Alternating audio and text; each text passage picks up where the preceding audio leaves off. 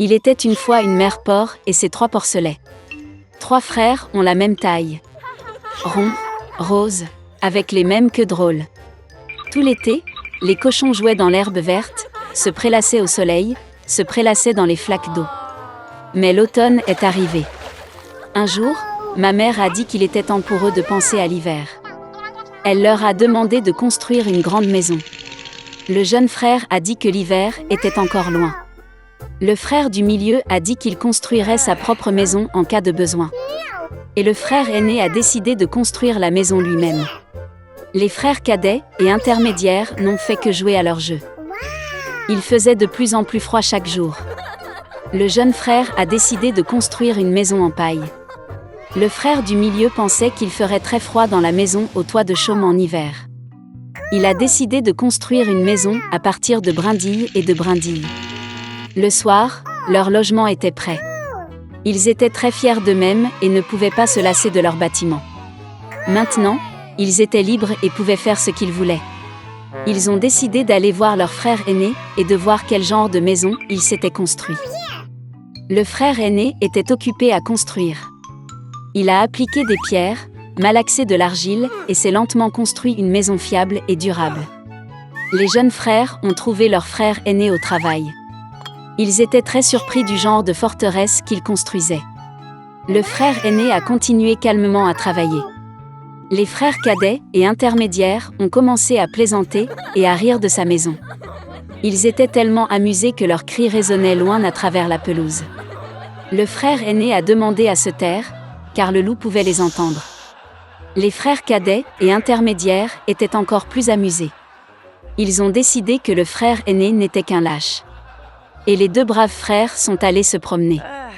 En chemin, ils ont chanté et dansé, et quand ils sont entrés dans la forêt, ils ont fait un tel bruit qu'ils ont réveillé le loup qui dormait sous le pin. Le loup mécontent et affamé se rendit à l'endroit d'où provenaient les hurlements de 2 cochons stupides. Les frères marchaient joyeusement et parlaient de la facilité avec laquelle ils traiteraient le loup. Et soudain, ils ont vu un vrai loup vivant. Il se tenait derrière un grand arbre. Il avait des yeux très mauvais et une énorme bouche à pleines dents. Les frères étaient si effrayés que leurs queues minces tremblaient finement, finement. Le loup se prépara à sauter, il fit claquer ses dents et cligna de l'œil droit. Les porcs reprirent soudain leurs esprits, hurlant à travers la forêt, se précipitèrent pour s'enfuir. Soulevant des nuages de poussière, ils se précipitèrent chacun dans sa propre maison. Le jeune frère a couru vers sa hutte au toit de chaume et a claqué la porte devant le loup.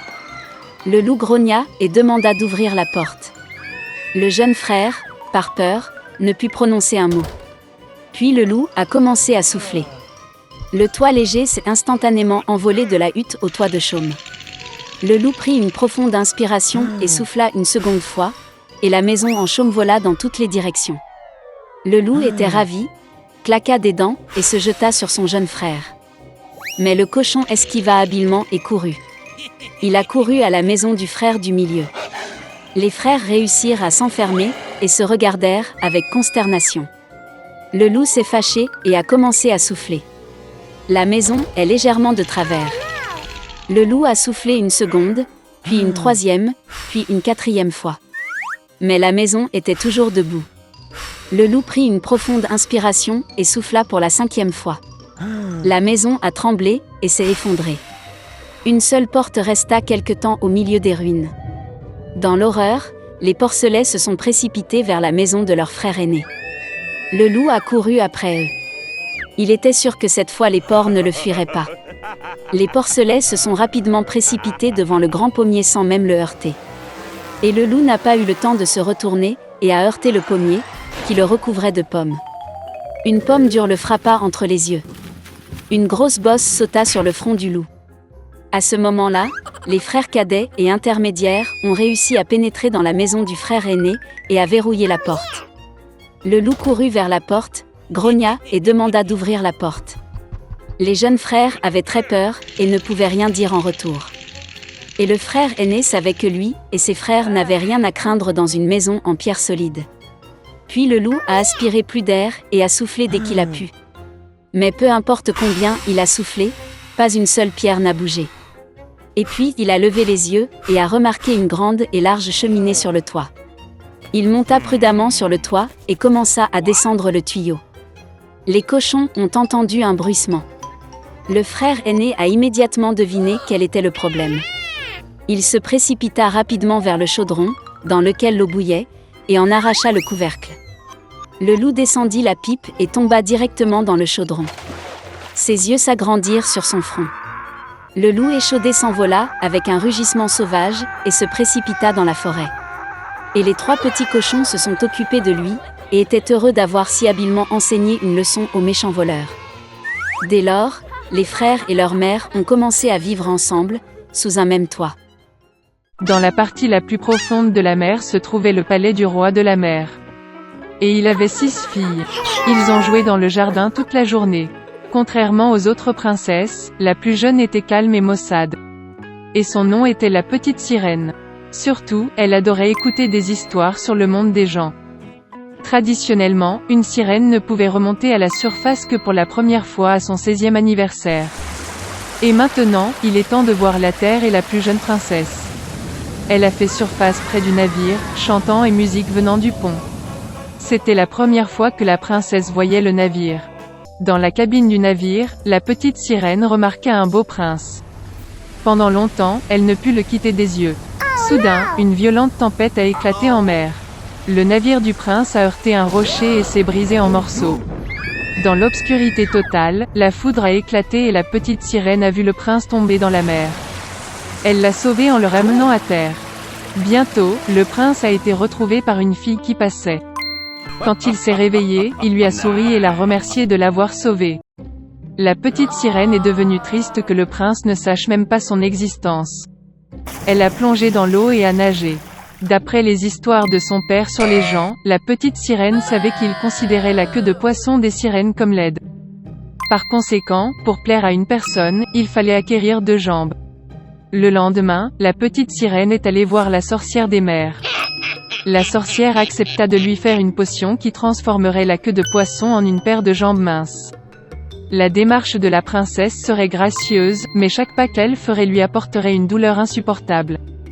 Et si le prince en épousait un autre, la petite sirène se transformerait en écume de mer. En retour, la sorcière a souhaité prendre sa merveilleuse voix de la jeune fille. La princesse était prête à tout pour être proche du prince, et elle accepta. Après avoir navigué vers le palais princier de nuit, la petite sirène a bu une boisson magique. Une vive douleur la traversa et elle s'évanouit.